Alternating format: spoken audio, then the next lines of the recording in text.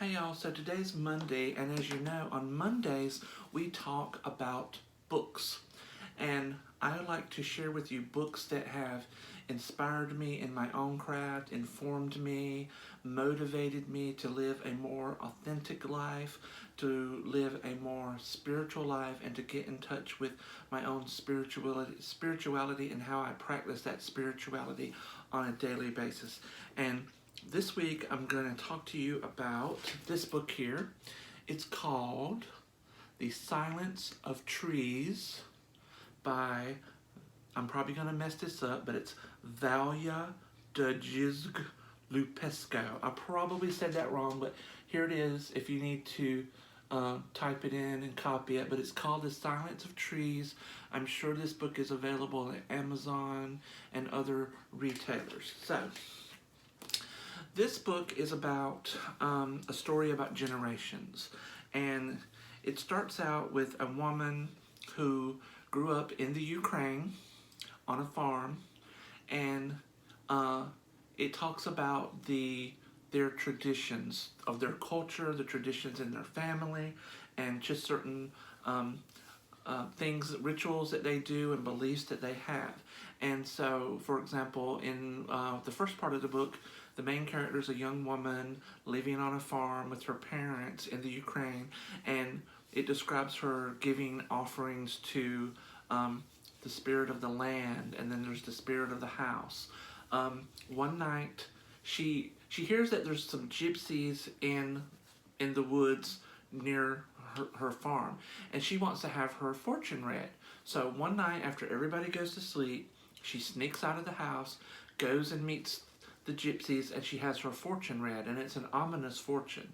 And it just so happens that very night the Nazis attack. They burn down her family's farm, and everyone in her family is killed. And so the story follows her as she tries to escape the Nazis. She does wind up in one of the concentration camps where she meets her husband, and then when the concentration camps are liberated, she and her husband leave there and they move to Chicago. They come across on the boat. On the boat they meet another Ukrainian couple that they become friends with, and they actually become neighbors. They live next door to each other. And so this Ukrainian couple, the story is all about them.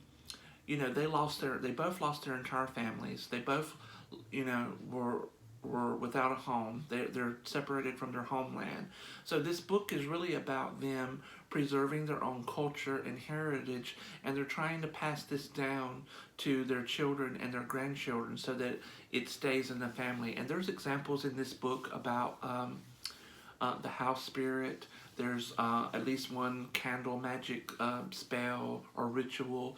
There's a lot of talk in here about dreams and what they mean and how they interpret them, and how people in the Ukraine regard the spirits of the dead and talking to them and communicating with them after death.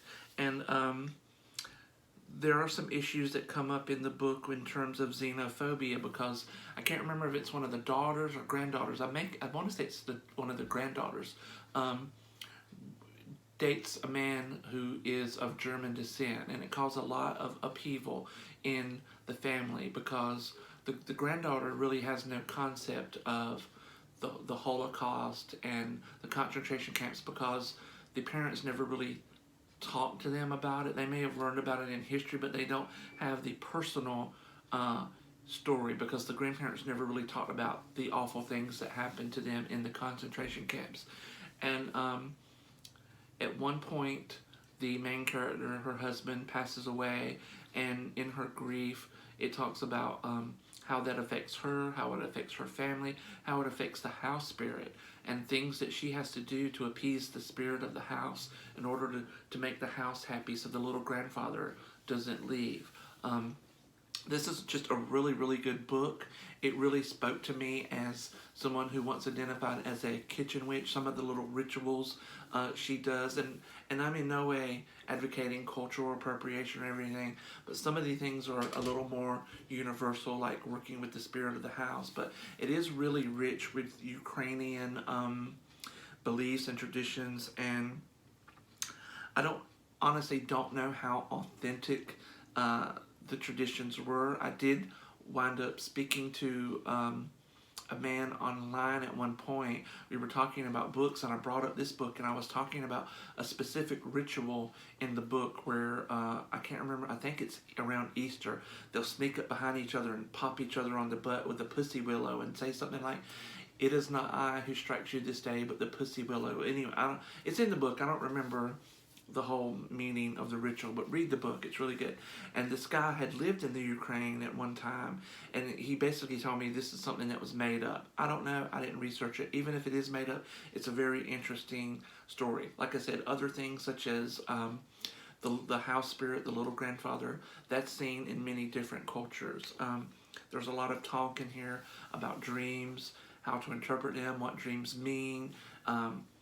There's a whole thing in here, and I should have researched this before I did this video, but these little eggs that they make, where they dye them in layers of wax, and then they peel certain wax away to make these beautiful eggs. There's a good scene in here where the mother gets together with the daughters and granddaughters, and they decorate these eggs, and they talk about what the symbols mean and what the colors mean, and it's a very beautiful story. And I want to read a passage with you here. This is on page 74. It goes, and this is the main character, the mother speaking. "I was 26 when Pavlov carried me over the threshold of our first house in Chicago. I placed bread outside the door and a candle in the window to welcome our ancestors. Pavlov chuckled at my superstitions, but didn't resist. That night, as the children slept on the queen-size mattress we had been given by friends, Pavlo and I scrubbed the floors, stained with dirt and cat urine. In the weeks that followed, we stripped the blue-gray paint off the doors and windows and laid new lemon-yellow tile in the kitchen. A little work each day made it our home. I taught all my children how to make bread, elbows deep in dough. They stood on chairs and kneaded. Don't sneeze into the bread, I warned, and never wipe your noses. That night, we ate their loaves. The children beamed with pride, flowers still on their faces. Once, while waiting for Pavlov past the time when work was done, I embroidered a blouse for Katya's school play, sitting beside a candle to save electricity. He staggered in, cigarette and alcohol trailing behind him. Before I could yell, he collapsed in front of me, head in my lap. He wept silently, a whisper, laid off. A scream froze in my throat, hands stained red from shredding beets. I stood staring at the door after the chaplain left. Makola, my youngest son, was dead. Vietnam. No more hopeful morning candlelight vigils. I made the necessary calls. My heart sank beneath the house, buried with his uniform. Somehow, the other two boys came back alive. Girls drifted in and out of the kitchen, trying to win my boys, impress their mama. Sophia, tall and blonde, laughed loudly at Pavlov's jokes. I caught her smoking outside of church. Titania, tiny and petite, smelled like baby powder. She chewed her fingernails and washed dishes with gloves. Alexandra, round and pretty, never stopped talking. She kept touching Mark's knee. Christina, bubbly and strong. She brought me a cake and served me the first piece. Anna, pretty and quiet, with the eyes of a doe. She washed the dishes and put them away. She listened to me. Katya and I sat in the kitchen after she moved her books and clothes into her tiny apartment. We drank tea together. She twirled her curls around her fingers. We had so much silence between us. I gave her a wooden cross for her bedroom. I didn't know how to keep her safe.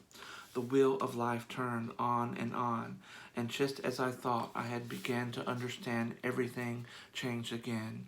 My Baba always used to say, the past is present, but I never understood until recently. She would explain that stories are the connection. They are our way of touching those invisible threads that connect everyone. Stories are our hope for the future.